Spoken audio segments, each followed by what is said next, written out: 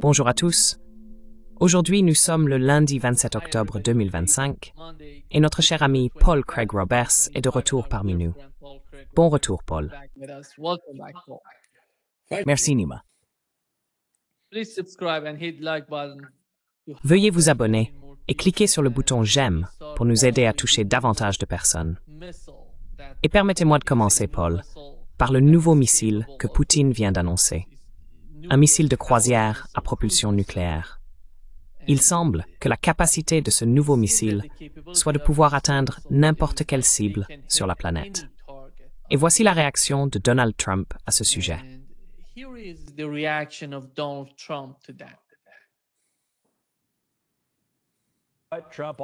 Trump déclare également qu'il évalue la menace russe après que le président Vladimir Poutine et son principal général ont affirmé avoir testé avec succès un missile de croisière à propulsion nucléaire.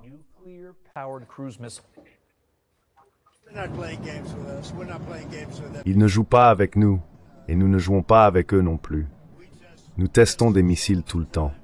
Je ne pense pas que ce soit approprié de la part de Poutine de dire cela d'ailleurs. Il devrait mettre fin à la guerre. Une guerre qui aurait dû durer une semaine en est maintenant à sa 4e année. C'est ce qu'il devrait faire, au lieu de tester des missiles. Ancien de la CIA, ouais. Paul, le nouveau missile s'appelle Burevestnik. À quel point est-ce sérieux? Pourquoi la Russie a-t-elle besoin de faire cela? Il me semble que la Russie essaye d'envoyer, vous savez, tous les messages possibles à Washington pour dire que l'escalade en Ukraine est dangereuse. Ne suivez pas cette voie. Quelle est votre opinion sur ce qui se passe?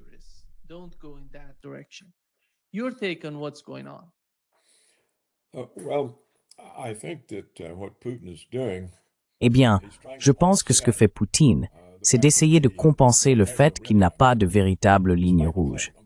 Malgré ses déclarations, il n'en a en réalité aucune et ne les défend jamais. Et cette guerre longue et sans fin devient de plus en plus incontrôlable, au point d'avoir des effets néfastes à l'intérieur même de la Russie, sur le GPS, sur Internet, sur l'exécution des transactions, sur les retards de vol et même sur les morts civiles. Et il ne fait rien à ce sujet. Il laisse la guerre se poursuivre. Malgré les sanctions que Poutine impose aux clients du pétrole russe, comme la Chine et l'Inde, il envoie Kirill Dmitriev à Washington pour négocier la paix, ce qui est inutile.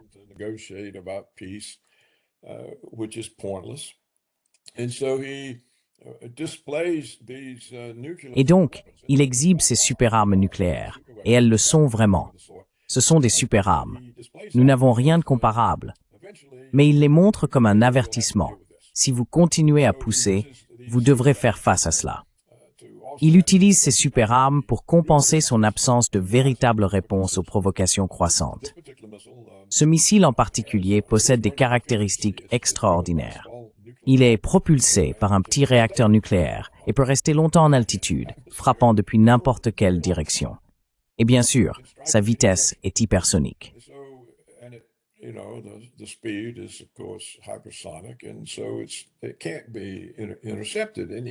Et donc, il ne peut être intercepté par aucun système qui nous soit connu ou compréhensible. C'est une autre arme vraiment dangereuse contre laquelle nous ne pouvons pas nous défendre. Et il l'exhibe pour compenser son absence de réaction face au conflit. J'ai été très intéressé de voir que Trump a adopté ma terminologie. La guerre qui aurait dû être terminée en une semaine. Je le dis depuis des années, et c'est vrai. Ce fut une erreur stratégique de la part de Poutine d'entrer dans un conflit sans l'intention d'obtenir une victoire rapide. Et maintenant, comme le dit Trump, et comme je l'ai souligné, cela fait presque 4 ans.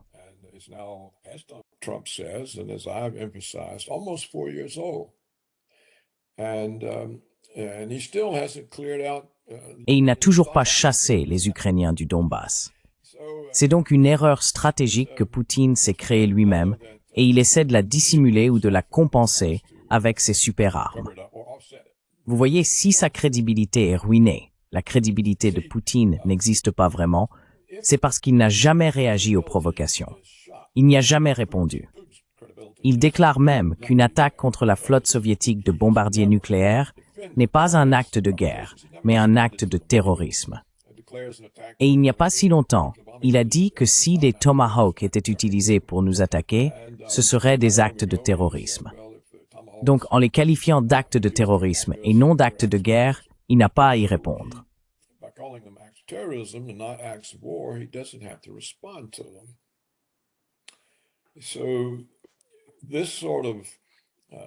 Ce genre d'attitude donne en Occident l'impression qu'il est facile à vaincre, qu'il ne se battra pas. Cela donne, je pense, comme l'a suggéré Gilbert Doctorow, l'image en Occident d'un homme lâche. Et donc, les gens poussent davantage. Nous voyons maintenant toutes sortes de déclarations venant des capitales européennes sur la nécessité de se préparer à la guerre contre la Russie. Ces préparatifs doivent être prêts. Parfois, on parle de 2026, parfois de 2029. Tout cela va dans la mauvaise direction. Et cela n'irait pas ainsi si Poutine n'avait pas laissé le conflit s'éterniser aussi longtemps, sans rien faire face à toutes les provocations.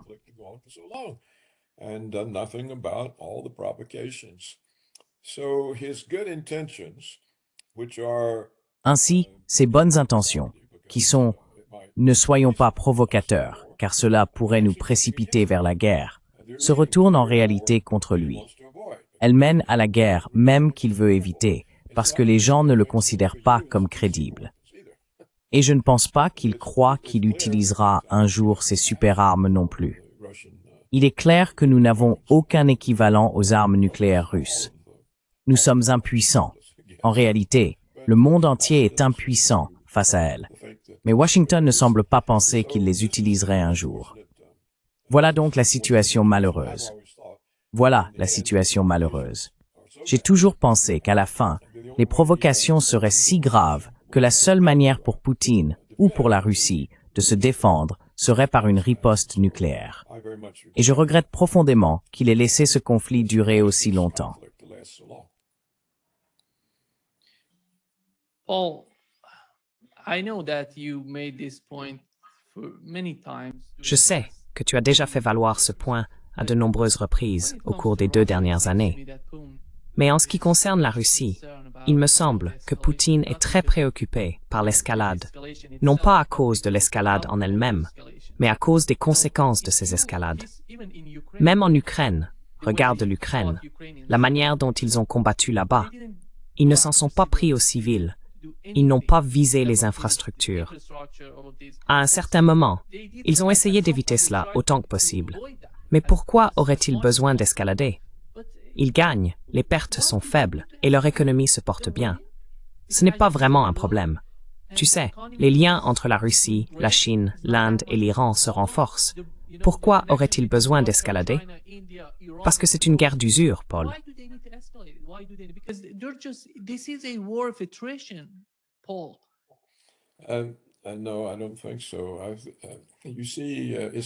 Non, je ne pense pas. Vous voyez, ce ne sont pas les Russes qui ont fait monter les tensions. Toutes les escalades ont été provoquées par l'Occident, par les États-Unis, par les Européens, par l'OTAN. La raison pour laquelle Poutine doit intensifier, eh bien, ce n'est pas qu'il veuille l'escalade, mais il doit réagir pour stopper les escalades. Elles ont augmenté de façon spectaculaire au fil du temps. Ce ne sont pas des escalades russes. Elles se produisent parce que la Russie ne réagit jamais. Il n'y a donc aucun coup pour l'Occident à hausser les enjeux. Regardez comment les enjeux ont grimpé. Pas de chars, pas d'F-16, pas de missiles à longue portée. Et maintenant, nous avons toutes sortes de perturbations internes au cœur même de la Russie.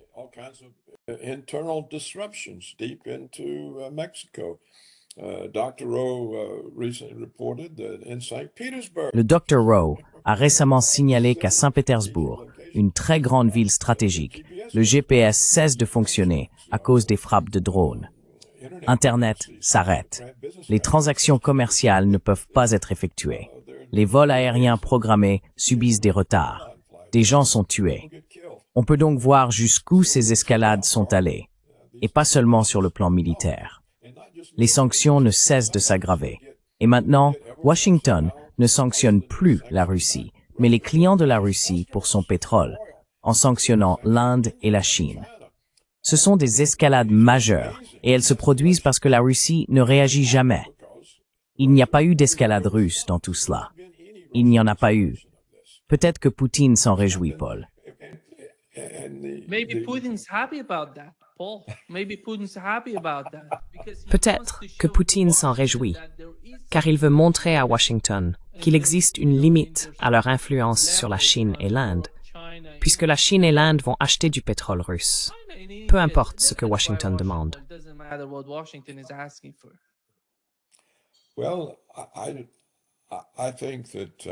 Eh bien, je pense que la Chine n'y prêtera aucune attention, car elle dispose d'un levier bien plus important sur les États-Unis que les États-Unis n'en ont sur elle. Par exemple, si elle coupait complètement l'exportation des terres rares, l'industrie américaine s'arrêterait. Beaucoup de nos grandes entreprises comme Apple sont installées en Chine. Elles pourraient facilement être nationalisées. Donc, l'idée que les États-Unis aient un quelconque levier sur la Chine est fausse. C'est la Chine qui détient tout le levier, et elle a été très prudente de ne pas s'en servir.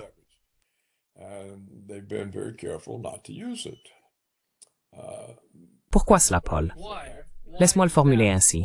Let me put it this Pourquoi la Chine est-elle si prudente quant à l'utilisation de son influence si elle peut s'en servir? leverage if they can use it. Eh bien, ils n'ont pas besoin de l'utiliser. Nous n'avons rien fait. Nous n'avons eu aucun effet significatif sur eux. Si nous commençons à avoir un effet notable, c'est à ce moment-là qu'ils l'utiliseront. Mais, vous savez, toutes ces menaces de tarifs, bref, 50% un jour, 10% le lendemain, sont simplement considérées comme des menaces temporaires. Donc la Chine n'a pas eu besoin de l'utiliser. Maintenant, l'Inde, si le rapport est exact, et on ne sait jamais si quoi que ce soit est exact de nos jours dans les articles de presse. Le principal importateur de pétrole a déclaré qu'il allait réduire ses achats de pétrole russe. Vous savez, la Chine obtient la majeure partie de son pétrole russe par l'oléoduc. China gets most of its Russian oil from the pipeline. But for India, it comes by sea, so Mais pour l'Inde, cela arrive par la mer. Donc, si nous le voulions, nous pourrions commencer à l'intercepter. Vous voyez? Nous pourrions commencer à capturer les pétroliers. Et vous ne savez pas combien de pots de vin Washington verse aux Indiens pour qu'ils fassent ce que Washington veut. Si vous êtes à la tête du commerce d'importation de pétrole et que Washington vous propose 500 millions ou 1 milliard ou 5 milliards ou 50 milliards, personnellement, pour ne pas importer de pétrole russe, vous pourriez accepter ce pot de vin. Cela a beaucoup à voir avec votre capacité à survivre dans la vie. Donc, nous ne pouvons pas savoir si des pots de vin sont versés. Voilà ma réponse à cela. that's my answer to it. Paul, don't you think it's time to Paul, ne penses-tu pas qu'il est temps de remodeler notre vision de ce qui se passe entre l'Occident et l'Orient? Parce que tu as dit que la Chine n'a pas besoin d'utiliser son influence contre les États-Unis. Mais regarde ce qui se passe à Taïwan.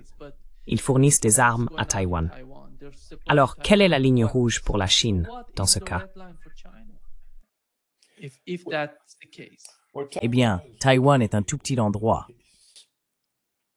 But what Mais pourquoi n'utilisent-ils pas leur influence pour empêcher cela, pour éviter que les États-Unis ne fournissent des armes à Taïwan? why weapons to Taiwan? Well, I think that China is more. Eh bien, je pense que la Chine a plus ou moins pris le contrôle de Taïwan sur le plan économique. Je pense que les interrelations économiques existent déjà. Alors pourquoi en faire un problème? The Chinese, Vous savez, les Chinois, historiquement, du moins dans leur mentalité, estiment qu'une guerre directe ne devrait pas être nécessaire. On devrait pouvoir vaincre sans y recourir. Et c'est peut-être leur stratégie. Je ne pense pas que la Chine fasse face à une menace militaire venant de Taïwan. Je veux dire, un seul missile nucléaire chinois et Taïwan disparaît. Maintenant, si nous commençons à placer des missiles nucléaires à Taïwan, alors je pense que vous verrez une réaction militaire très nette. Mais vous savez, que signifient vraiment les types d'armes conventionnelles que nous envoyons? Ce que nous faisons en réalité, c'est enrichir les fabricants d'armes et les États. Et cela devient de plus en plus important si nous mettons fin au conflit en Ukraine avant de nous lancer contre l'Iran. Donc je n'y accorde pas de crédit. Je ne pense pas que la Chine voit quoi que ce soit à Taïwan comme une menace pour elle, à part les missiles nucléaires américains. Anything in Taiwan is a threat to them other than American nuclear missiles. In my opinion, Paul, what's going on with China, À mon avis, Paul, Russia, they're ce qui se passe avec la Chine, l'Iran et la Russie, change c'est qu'ils essaient de changer les règles du jeu. They're not Ils ne jouent pas aux dames. they're not Ils ne jouent pas au poker avec les États-Unis. Ils jouent aux échecs, selon moi. C'est pourquoi, tu sais, regarde ce qui s'est passé entre Israël et l'Iran. L'Iran n'a pas foncé. Il savait, d'après les rapports publiés la semaine dernière, qu'il connaissait tout des frappes contre Israël. Il savait que s'il continuait de cette manière, en frappant Israël, cela pourrait sérieusement, très sérieusement, mettre Israël à genoux. Mais ils ont décidé de ne pas aller dans cette direction.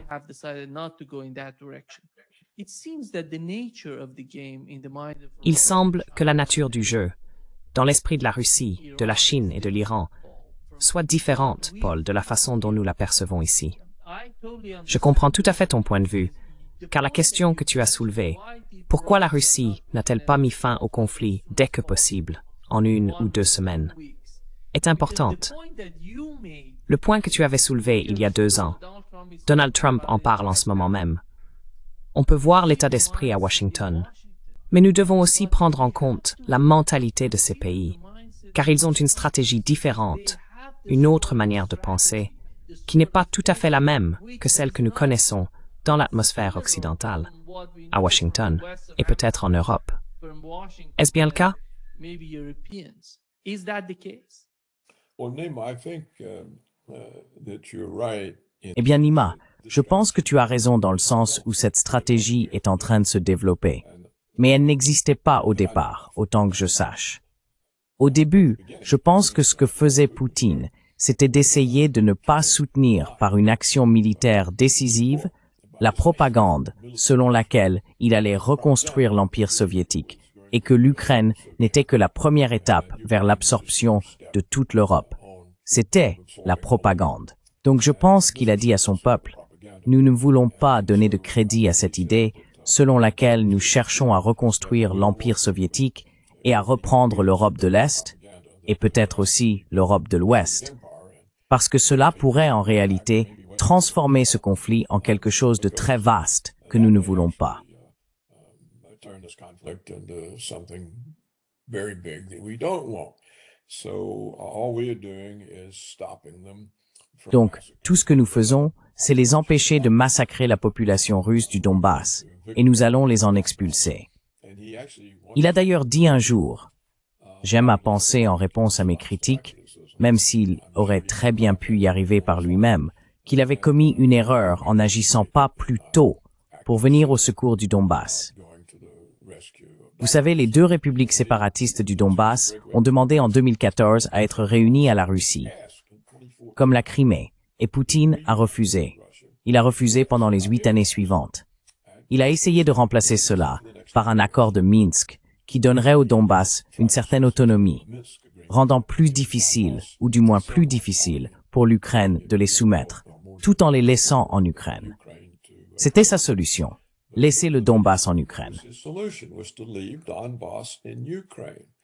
He was forced out of that and Il a été contraint de quitter cela en janvier ou février 2022, lorsqu'il a vu que la grande armée que les États-Unis avaient formée et équipée s'apprêtait à agir contre les 2 républiques séparatistes.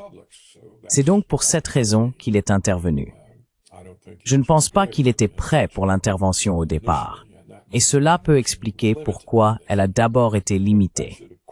Mais cela aurait dû être rapidement surmonté, et il aurait dû utiliser la force dont la Russie disposait à ce moment-là pour rendre impossible à Kiev de poursuivre la guerre. Cependant, il n'a jamais attaqué les systèmes de communication du gouvernement. Il n'a jamais attaqué les lignes ferroviaires reliant l'approvisionnement en armes et en troupes au front. Il a laissé la situation de manière à ce que Kiev puisse continuer la guerre indéfiniment, en essayant de limiter presque tout au champ de bataille. trying to limit almost everything to the battlefield. So this type of mistake, I think, Donc, ce type d'erreur, je pense que c'était une erreur stratégique. Et la situation actuelle est telle que l'Occident, il n'a plus aucune crédibilité auprès de l'Occident. La prochaine provocation ira trop loin et il pourrait faire quelque chose. Et donc, les choses ne cessent d'empirer. Vous savez, quand les missiles allemands commenceront à frapper Moscou, ce sera peut-être le moment où l'on aura dépassé les limites. Je ne pense pas que la politique que vous avez identifiée se forme assez rapidement entre la Russie, la Chine, l'Iran et l'Inde, si l'Inde doit en faire partie. Cela ne se met pas en place assez vite pour réussir à bloquer la crise à venir. Nous en avons parlé à de nombreuses reprises. Si la Russie, l'Iran et la Chine annonçaient un traité de défense mutuelle, tout cela s'arrêterait, car ce serait le bloc militaire le plus puissant que l'on puisse imaginer. that's the most powerful military bloc you can imagine. And there's nothing NATO and the United States. Et il n'y a rien que l'OTAN et les États-Unis puissent faire à ce sujet, sinon continuer et être détruits. Donc je pense que dans l'ensemble, les réactions de la Russie, de la Chine et de l'Iran sont compréhensibles à court terme, mais ils ne semblent pas comprendre que les implications à long terme leur sont défavorables, car ils continuent de donner l'impression qu'ils ne réagissent pas vraiment. Ils ne sont pas réellement impliqués. Ils ne sont pas disposés à intervenir lorsque les enjeux augmentent. C'est l'Occident qui continue de faire monter les enchères. Vous savez, toutes les menaces vont dans un seul sens. Elles viennent de Washington vers la Chine, de Washington vers l'Iran, de Washington vers la Russie. Les menaces ne proviennent pas de la Chine, de l'Iran ou de la Russie à l'égard des États-Unis ou de l'Occident. Elles prennent naissance en Occident et leur sont adressées. They originate in the West and they're directed to them.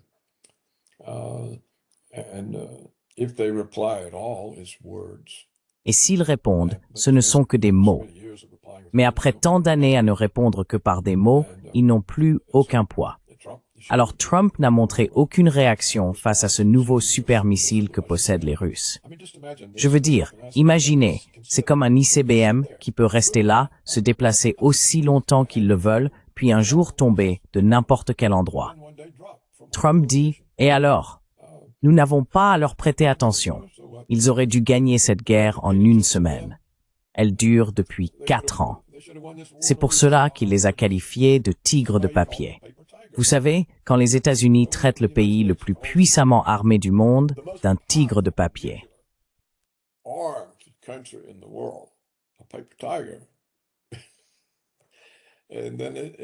Et ensuite, cela montre que nous n'avons pas peur d'eux. Nous ne pensons pas qu'ils soient efficaces sur le plan militaire. Et c'est ce que Poutine a créé avec cette guerre de 4 ans. C'est pourquoi je l'appelle une erreur stratégique. Parce que si la guerre s'était terminée rapidement, l'Occident ne se serait jamais impliqué. Il n'y aurait pas eu le temps. C'était mon point principal dès le premier jour. La guerre doit se terminer avant que l'Occident ne s'implique à un point tel que la situation devienne incontrôlable. Et elle est vraiment devenue incontrôlable. C'est juste que Poutine refuse de le reconnaître. Il dit simplement que les attaques contre la force de bombardement stratégique russe ne sont pas des actes de guerre.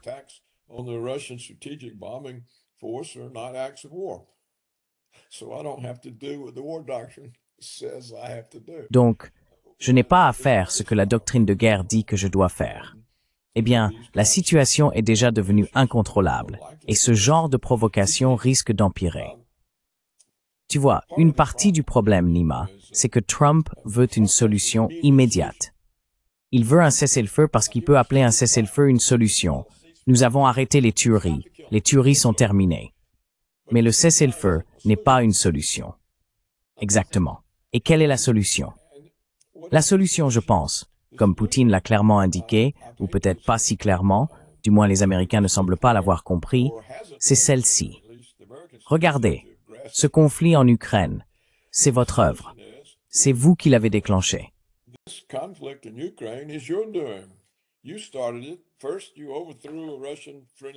D'abord, vous avez renversé un gouvernement favorable à la Russie. Vous avez installé un gouvernement néo-nazi. Vous avez formé une armée et l'avez envoyée dans le Donbass. Que vouliez-vous que nous fassions?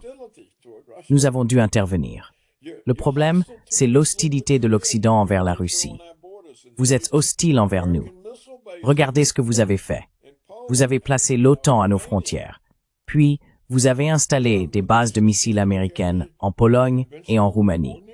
Ces missiles peuvent transporter des ogives conventionnelles ou nucléaires. Nous ne savons pas lesquels vous y avez placés. La cause profonde, c'est la menace que vous faites peser sur notre sécurité. Vous devez cesser de représenter cette menace.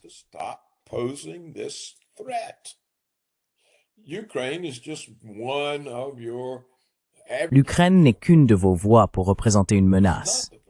Ce n'est pas la menace en soi. C'est simplement un exemple de la menace à multiples facettes que représente l'OTAN à nos frontières, de votre hostilité, de vos sanctions. Vous essayez de nous détruire. Il faut que vous arrêtiez cela. Voilà la solution. Eh bien, que Poutine soit réaliste ou non, en pensant que le complexe militaro-sécuritaire des États-Unis va renoncer à son ennemi. Ce qui reviendrait à renoncer à son budget, à son pouvoir, à ses profits. Comment Trump pourrait-il l'emporter sur cet intérêt puissant, même s'il le voulait? Et comme je l'ai dit, Trump veut une solution rapide. Il avait besoin d'une solution le mois dernier.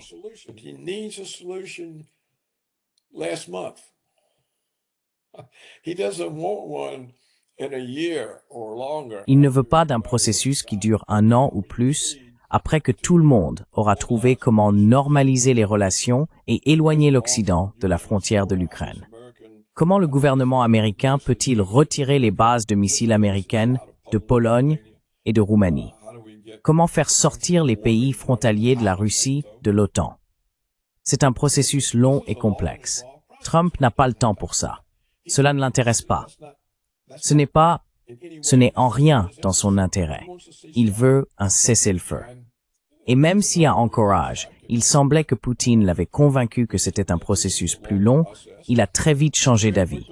Et maintenant, il dit que si Poutine ne le fait pas, pourquoi cela s'est-il produit?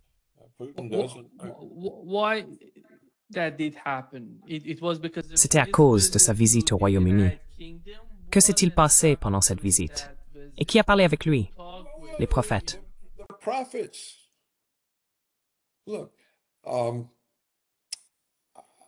Écoutez, je vois tellement de chiffres. Je ne m'en souviens pas toujours. Ils se mélangent. Mais d'après ce que je comprends, avec l'augmentation de 5% des dépenses de défense qu'il a obtenues de l'UMMR, cela se traduit, sur la période concernée, par plusieurs milliers de milliards de dollars d'achats d'armes aux États-Unis. Plusieurs milliers de milliards, je crois. Eh bien, les commissions là-dessus se chiffrent en milliards. Des milliards de commissions. Elles vont aux politiciens, aux décideurs. C'est une fortune. La paix? Que se passe-t-il alors? Je ne touche pas mes 500 millions, ou mon milliard, ou mes plusieurs milliards, ou peu importe. Je veux dire, regardez simplement tout l'argent que nous avons injecté en Ukraine. Il a disparu.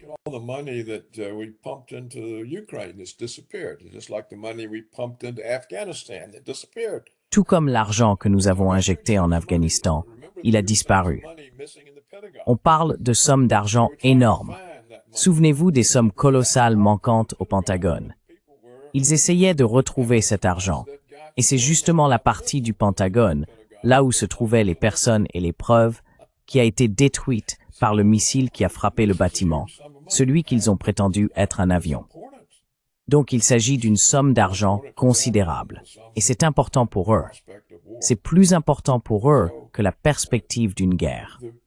Alors les forces lui ont simplement dit, et je suis sûr qu'elles travaillent aussi avec Trump, qu'il a besoin de paix maintenant, pas dans 1 an ou 2. Il n'a pas la patience pour ça. Il lui faut la paix maintenant.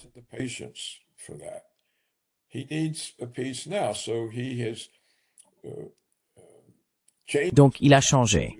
Il est revenu à un cessez-le-feu et il dit « Je vais vous forcer à le faire parce que maintenant, j'impose des sanctions à vos clients et vous ne vendrez plus votre pétrole. » Maintenant, le seul vrai problème que je vois que cela cause à la Russie, c'est que la femme à la tête de la Banque centrale, que Poutine tolère, pour des raisons que j'ignore, est en train d'étrangler l'économie. Les taux d'intérêt sont à 16,5%. Le gouvernement russe tire une grande partie de ses revenus de la vente de pétrole.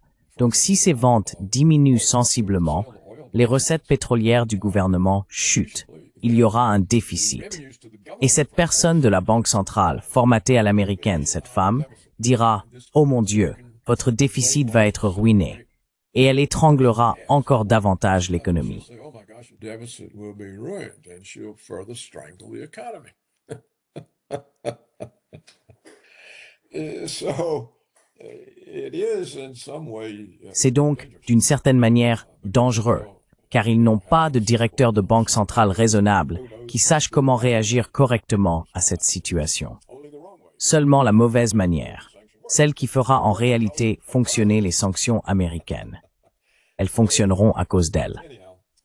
Quoi qu'il en soit, je pense que nous arrivons à un point, à moins que les gens en Russie, en ce moment, ne se moquent du Dr. Rowe et ne lui racontent des histoires étranges, où il y a un changement d'opinion à propos de cette guerre.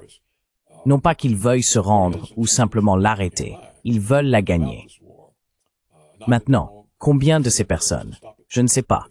Mais le Dr. Rowe en désigne deux importantes, et l'une d'elles était le vice-ministre des Affaires étrangères, que tout le monde s'attend à voir succéder à Lavrov. Il a dit que la diplomatie avait prouvé son échec. He said diplomacy has proven to fail. Now we have to destroy Ukraine. Maintenant, nous devons détruire l'Ukraine. Et l'animateur de longue date de l'émission d'actualité la plus importante, qui, selon le Dr. Rowe, est un protégé du directeur de la télévision d'État russe, a dit la même chose. C'est quoi ces histoires de diplomatie? Ça n'a mené nulle part. La seule solution, c'est de détruire l'Ukraine. Eh bien, aucun de ces deux individus n'aurait pris le risque de compromettre sa carrière en tenant des propos aussi contraires au discours officiel s'il n'y avait pas eu un large soutien à cette idée dans les cercles de politique étrangère. J'y vois donc la preuve d'un changement d'attitude. Les esprits réfléchis en Russie acceptent de moins en moins cette guerre sans fin. Ils n'en voient tout simplement pas l'intérêt, les pertes qu'elle engendre, les gens qui en reviennent. There are casualties that come out of it. There are people come back, they've lost arms, legs, eyes. Ils ont perdu des bras, des jambes, des yeux. Les hôpitaux voient beaucoup de ces personnes. Le public subit les perturbations d'Internet et tous les désagréments que cela entraîne dans la vie quotidienne. Et même si les gens soutiennent Poutine, ils ne soutiennent pas autant ce conflit sans fin. Cet ancien argument selon lequel, eh bien, vous voyez, les Ukrainiens sont comme nous, il n'y a pas de mariage, ils ont fait partie de la Russie pendant des siècles, nous ne voulons pas vraiment être trop durs avec eux. C'est juste qu'il faut arrêter ces néo-nazis. Ce genre de discours s'épuise, car cela a coûté trop cher. C'est trop coûteux. Et cela devient encore plus coûteux, car il y a maintenant l'humiliation de voir des sites situés au cœur de la Russie perturbés.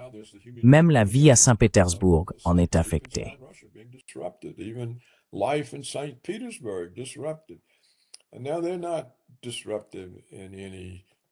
Et maintenant, ils ne sont pas perturbateurs de manière majeure, mais c'est un changement par rapport à une situation sans perturbation. Donc je pense qu'il y a une pression sur Poutine. Et j'ai vu encore, je crois que c'était ce matin, Lavrov a dit « Écoutez, cela ne peut pas se régler rapidement. Nous parlons des causes profondes. C'est un processus long et complexe. Donc si quelqu'un dans le régime Trump écoute, il leur dit « Vos mesures à court terme ne vont rien changer, car c'est un problème à long terme. Et toutes vos mesures à court terme ne font que vous empêcher de traiter le problème sur le long terme. Plus vous tardez à le traiter, plus cela dure. » Donc, je ne pense pas qu'il y ait la moindre chance que Poutine cède à ses pressions et à ses sanctions visant ses clients pétroliers.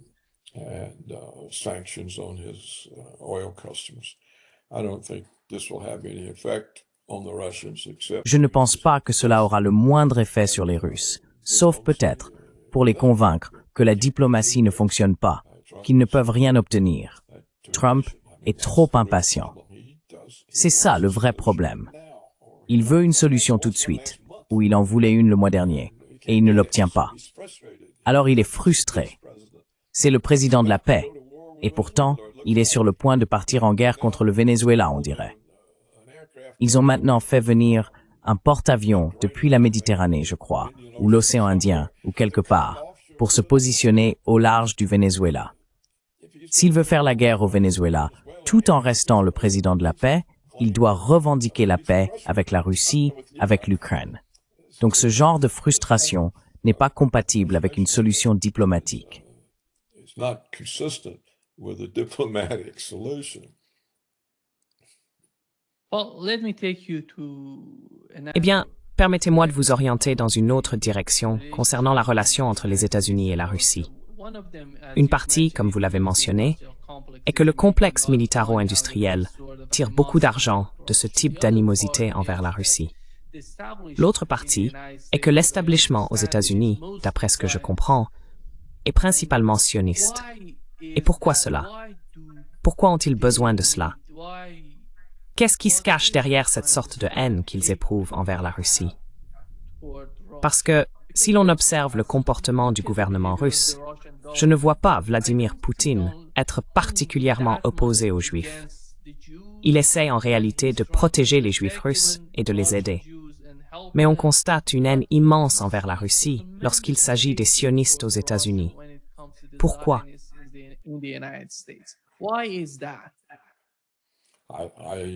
I couldn't say I know. This would Je ne saurais le dire. Je pense que cela nécessiterait quelqu'un qui a vraiment étudié tout cela. Ce que j'ai entendu, en étant à la périphérie des études sur l'histoire russe, c'est que les Juifs ont reproché aux Russes les pogroms pendant de longues périodes. Et ils peuvent être mécontents parce que Staline a purgé les bolcheviks, qui étaient presque entièrement juifs. Vous savez, les procès de purge des années 1930, les procès de purge de Staline, ont abouti à l'exécution des bolcheviks qui avaient dirigé la révolution, dont presque tous étaient juifs. Donc cela peut avoir un rapport avec cela. Je ne sais tout simplement pas.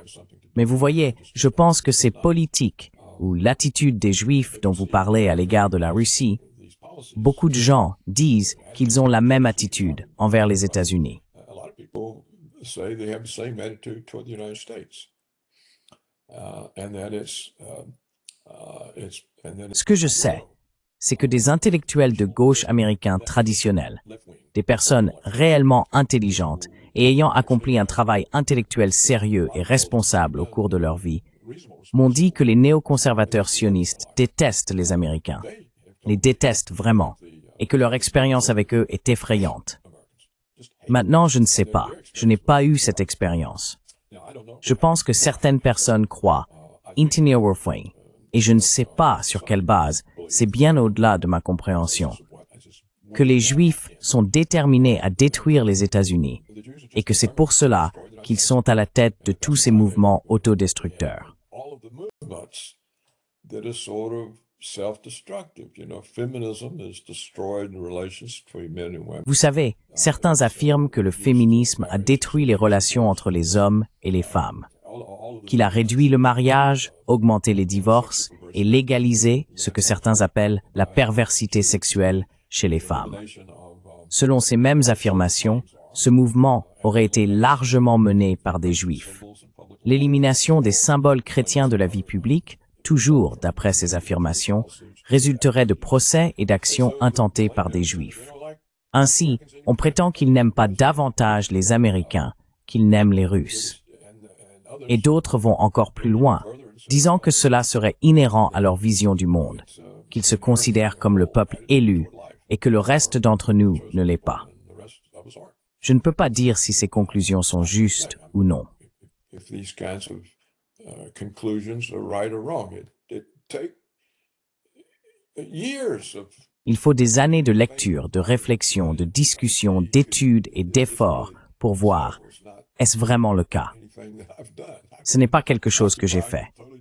Je me suis occupé de problèmes d'un tout autre ordre, donc je ne peux pas vraiment me prononcer là-dessus. Je peux seulement dire que ce sont des choses auxquelles un nombre important de personnes croient. Et je m'y heurte. Par exemple, si je dis quelque chose de critique à propos d'Israël et de Gaza, je reçois des courriels disant « pourquoi êtes-vous si indulgent avec eux? Quoi que je dise, la Ligue anti-diffamation dira « c'est un antisémite ». Mais les lecteurs, eux, diront « pourquoi les couvrez-vous? Pourquoi ne racontez-vous pas toute l'histoire ?» Eh bien, je ne sais pas ce qu'ils entendent par toute l'histoire.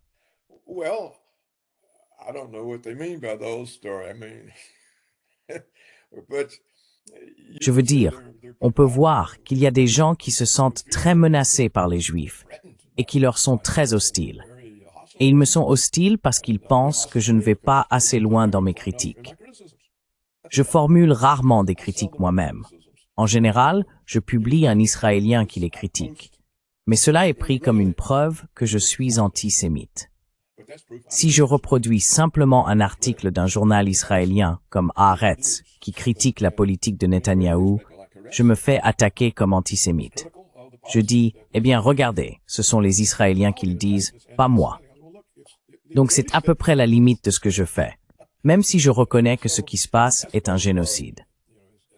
though I do recognize that what's going on is a genocide. It is. It's a genocide. And Americans should be ashamed. C'est le cas. Their money is. C'est un génocide. And their Et les Américains devraient avoir honte que leur argent le rende possible et que leur protection diplomatique d'Israël le rende possible. C'est toujours le veto américain à l'ONU qui empêche les résolutions d'avancer contre Israël. Je trouve ça honteux. Je veux dire, pourquoi devrions-nous permettre un génocide? Ce n'est tout simplement pas, ce n'est pas acceptable. Et pourtant, beaucoup d'Américains s'en accommodent ou ne se sentent pas troublés par cela. D'autres sont indignés et disent que cela finira par se retourner contre nous, que nous serons les prochains. Donc on peut voir que tout cela existe, que ce soit reconnu ou non, qu'il y ait beaucoup de débats ou d'attention publique ou non. Tout est là, et on ne peut pas dire quel effet cela aura finalement. Je ne sais pas. It's all out there. And you can't tell what effect eventually it has. I don't know. But what I do think Mais ce sur quoi je pense avoir eu raison, c'est qu'il aurait dû être clair pour Poutine que l'Occident en a après la Russie. after Russia Cela doit être évident. has to be clear. Il y a l'OTAN à la frontière, Missile bases. des bases de missiles américaines dans 2 pays, et il semble qu'il y en aura dans d'autres. Les Américains ont renversé le gouvernement pro-russe en Ukraine. In Ukraine. Les Américains n'ont rien fait contre les éléments néo-nazis qui se sont impliqués. Les Américains, avec les Européens, ont trompé Poutine au sujet de l'accord de Minsk pendant 8 ans. Une armée a été constituée et elle était sur le point d'être lancée contre le Donbass. Et avec tout cela, on pourrait penser que Poutine comprendrait que nous sommes après lui, que nous sommes après la Russie. Vous savez, nous avons déjà eu le précédent en Géorgie, quand nous les avons lancés contre l'Ossétie du Sud. Thing in Georgia when we sicked them on south of Cessna. Well, and we continue to try to have a color Eh bien, revolution in Georgia. nous continuons d'essayer de provoquer une révolution de couleur en Géorgie. Vous savez, le Premier ministre de Géorgie, le mois dernier encore, a dit qu'ils avaient essayé à nouveau. L'Occident a encore tenté de placer ces hommes à la place de ceux que les Géorgiens avaient élus. On pourrait donc penser qu'ils diraient « Hé, regardez, ils sont contre nous. J'ai dû intervenir. Mais si je laisse la situation durer trop longtemps, ils vont s'impliquer davantage, et alors ce ne sera plus sous mon contrôle. Je dois en finir rapidement. Ils m'y ont forcé. Je ne peux pas rester ici 4 ans pendant qu'ils laissent tout partir à la dérive. Je dois gagner vite. Et c'est là l'échec. Un échec de jugement. That is a failure of judgment. It may have been done with all the best intentions. Cela a peut-être été fait avec les meilleures intentions. Confirm their Nous ne propaganda. pouvons pas confirmer leur propagande selon laquelle nous allons reconstruire l'Empire soviétique. It's still Mais cela n'en reste pas moins une erreur stratégique. Et cette affaire dure maintenant depuis 4 ans, et l'Europe se prépare à la guerre, selon tous les dirigeants européens, sauf celui de la Hongrie. J'appelle cela une perte de contrôle totale. Il y a des frappes en profondeur de drones à l'intérieur de la Russie. Or, les drones ne semblent pas avoir l'efficacité qu'aurait un missile Tomahawk. Ils sont, je pense, limités dans leur capacité de destruction. Mais s'ils n'obtiennent pas les Tomahawks, ils pourraient recevoir les missiles allemands. Vous savez, l'Allemagne est en train de faire faillite. they may get the German missiles. You know, Germany's going broke. Maybe they can sell us some of their missiles to get. Peut-être qu'ils peuvent nous vendre quelques-uns de leurs missiles pour les donner à l'Ukraine. Ce sont des situations qui sont ignorées, autant que je puisse en juger, Nima, dans les discussions de politique étrangère occidentale. Si tu regardes la liste Russie de Johnson, qui paraît à peu près tous les jours, il y aura peut-être une vingtaine d'articles sur le conflit avec la Russie. Ces questions n'y figurent pas, ou très très rarement. Tu ne me trouveras pas, ni le Dr. O, ni John Helmer, sur la liste Russie de Johnson. J'y ai figuré peut-être 3 ou 4 fois pendant toute cette période, et je pense qu'il est désormais impossible que l'un de mes écrits y soit mentionné. Les gens se plaignent, et ils ne veulent pas l'entendre, parce que cela ne correspond pas au récit dominant. They don't want to hear because it's not the narrative. They just want to hear the narrative, and so that's what Ils veulent simplement entendre le récit, et c'est ce qu'ils obtiennent. C'est ce que tout le monde produit, le récit. Il n'y a donc ni prise de conscience, ni discussion. Et si vous sortez du cadre, vous êtes ostracisé. Vous perdez votre subvention de recherche, vous pouvez perdre votre poste. Voilà les vrais dangers. Nous ne pouvons aborder ces questions que dans votre émission. Je veux dire, même Mearsheimer, c'est assurément un professeur de l'establishment, aussi distingué que n'importe quel autre professeur. Ils ne veulent pas l'écouter. Et bien sûr, il est modéré comprendre en nous.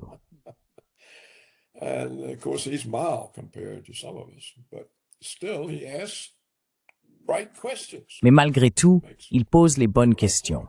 Il avance les bons arguments, mais la réponse est pitoyable. Donc je pense qu'il faut faire des efforts pour donner la parole à des voix alternatives. Et comme je l'ai souvent dit, je me fiche d'avoir complètement tort. Montrez-le-moi simplement. Engagez le débat.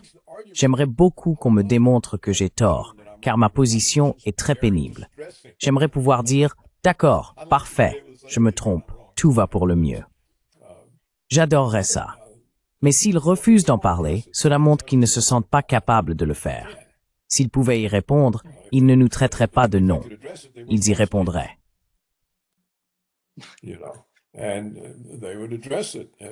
C'est regrettable, oui. Oui, c'est très regrettable. Je veux dire, je ne pense pas tout savoir, ni être le seul à avoir raison. Et je ne pense pas que ceux, peu nombreux, qui s'opposent au récit dominant, le fassent par ego. Nous nous y opposons parce que c'est dangereux. C'est dangereux de provoquer une puissance militaire, une puissance nucléaire comme la Russie. C'est extrêmement dangereux, car si elle ne réagit jamais jusqu'à ce que la seule réponse possible soit nucléaire, nous sommes perdus. Il ne faut jamais s'approcher de ce point. Et c'est là ma critique envers Poutine. C'est aussi maintenant la critique du Dr. Ho, qui nous rapproche de plus en plus de ce point, en ne réagissant jamais, en ne posant jamais de limites, en ne montrant jamais qu'il y a une conséquence aux escalades continuelles de l'Occident.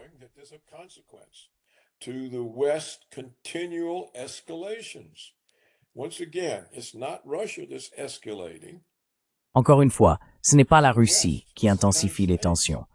C'est l'Occident.